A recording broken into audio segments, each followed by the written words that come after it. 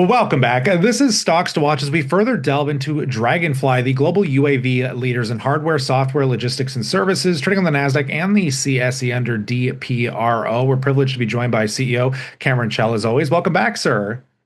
Thanks for having me again. Always a pleasure to get you back on. So first and foremost, as you grow the business, which customer segment or use case will matter most for kind of driving higher sales volume? And how are you focused on capturing more of that demand? And maybe just tell us, walk us through your growth strategy here in 2026. Yeah, so it's I think for companies like us, it's really all about military. So certainly the other customer segments for us, being public safety and industrial, are very important and such. But the real growth drivers right now are in the military space. So we've been serving the military, more doing engineering work than a lot of capacity production, over the last 15 years. However, in the last couple of years, we've built up our capacity and capabilities in terms of producing more and more product, which is why we've been successful in winning a couple of significant orders over the last year. So, but primarily our focus is relying on our history of being able to do non-recurring engineering work for military primes.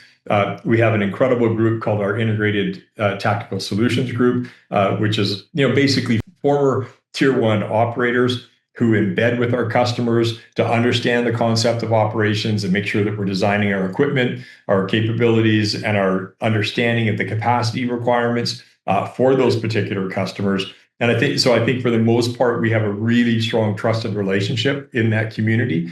And there's so many communities within that community. So, we have lots of folks that are, former Marines, former Special Forces, former Army, former Air Force, that all understand the use cases and the concepts of operations required by the end user, by our customers. And so we're going to continue to go down that path to develop our expertise around operations, which then inform our design and our production.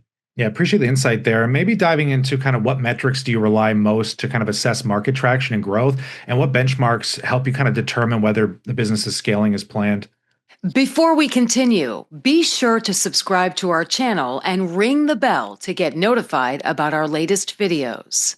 Yeah, so the benchmark for us is still like the tier of the customer. So we really like working with special ops folks because they're leading edge. It's challenging use cases, very high demand in terms of production, quality, delivery, conduct, just like across it all. If we can perform in those environments, then we have a very good shot of ensuring that we understand how to perform in those other environments. And the other environments maybe being the larger branches of the militaries across the world, which generally are Army, Navy, and Air Force. But those ones generally require a bigger capacity, right? So they'll need, I'm making this number up, but 100,000 drones instead of 25 drones. Now they might not be as specialized and such. So so the second thing that we look at is what is the tier of the customer, and then secondly, is the use case that we built for that tier 1 customer now translating into use cases,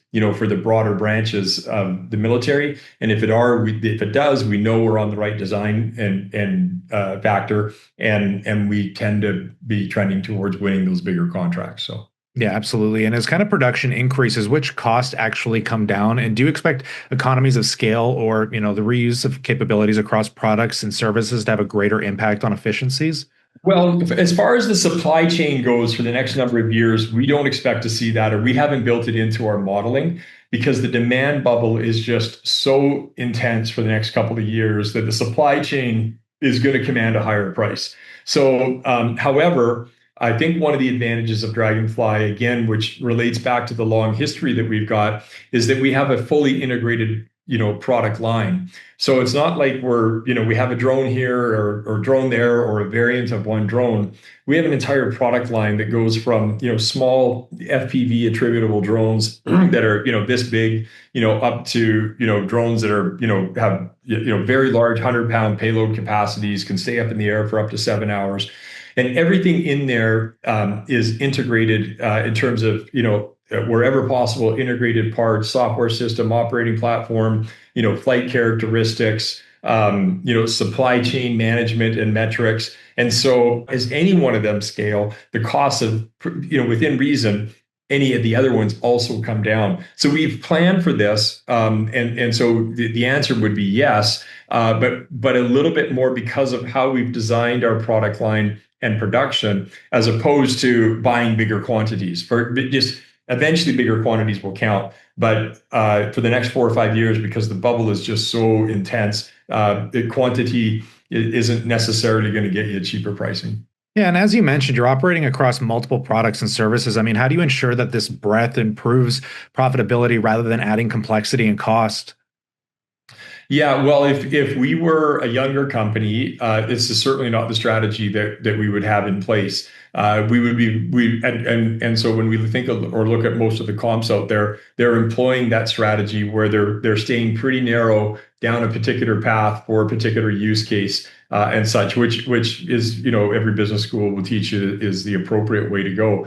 However, because we've got 27 years of experience and we've got a platform that's been built out over 27 years, we're in a distinctly, for the most part, very different place in terms of having a platform. But it's also why we've made common the entire platform, to try to take those synergies and maximize them as much as possible.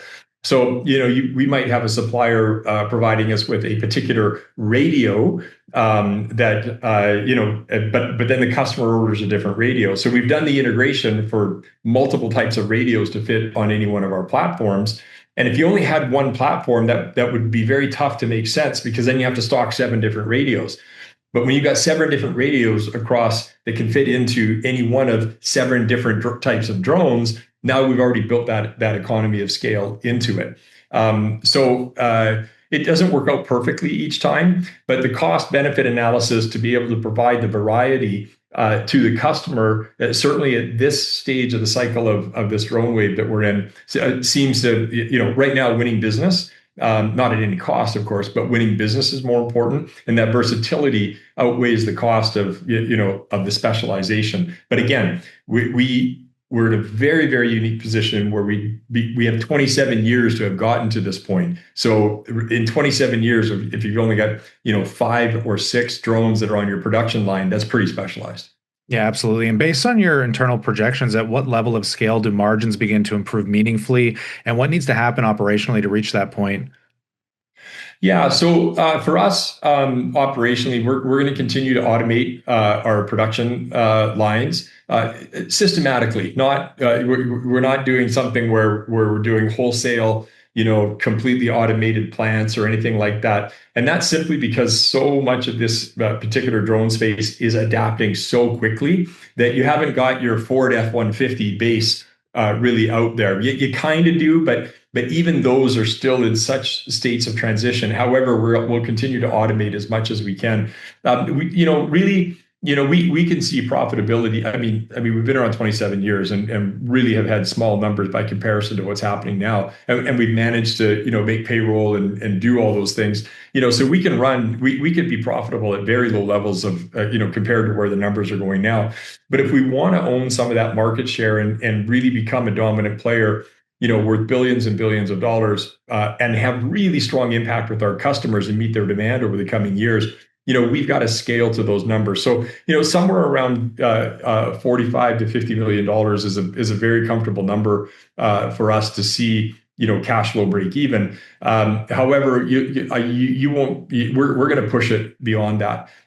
We don't really want to be profitable. I know that sounds like an odd thing to say.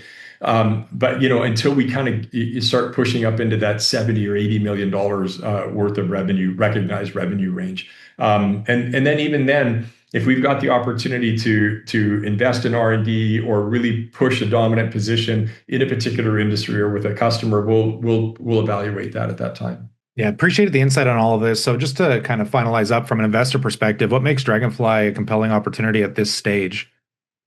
Well, I think there's 3 primary things that are different about Draganfly. One is 27 years of history, with incredible bench strength for a small company. a fully integrated product line that really there's only, and this is just an opinion, but there's really only two drone companies in the world that have it. One of them is DJI, who has 10,000 engineers, and the other is Draganfly, who has 10 engineers, and about, like, we have more than, what I'm saying, like 10 engineers that have that amount of experience at it. So if the length of time in business with a full integrated product line. The second is our ITS groups, our integrated tactical services group, which enables us to embed with our tier one customers and really learn and design drones that FPVs, we were building FPVs 15 years ago, right? Like, so it's, these aren't a new invention, and we've got lots of experience with them. So that integrated tactical solutions group is really important. And then the third, quite frankly, which was never designed to be a strategic differentiator, is our manufacturing in Canada, because Canada and the US are always going to, I think, be very cooperative, but there is a very strong now Buy USA mandate, separate from a Buy Canadian mandate, because we sit on both sides of that border, and we're really the only truly bona fide, scalable, military grade manufacturer in Canada. The unbelievably large budgets that are now going through up in Canada are ours to lose. And so that's almost a captured market. I mean, we obviously have to prove ourselves every single day, but that is a very big captured market for us I wouldn't say nobody else has got access to, but it's pretty tough for anybody else to access. It's great to hear. And again, I appreciate your time, Cameron, for coming on as we pass it off to the viewer. As always, we'd love to know what you think in that comment section below. Consider subscribing for news catalysts as it comes down the wire like this. Of course, we'll bring it to you here. If you want to learn more about Draganfly, of course, we'll leave the links in the description below. But on that, we look forward to catching you in the next one. Thank you.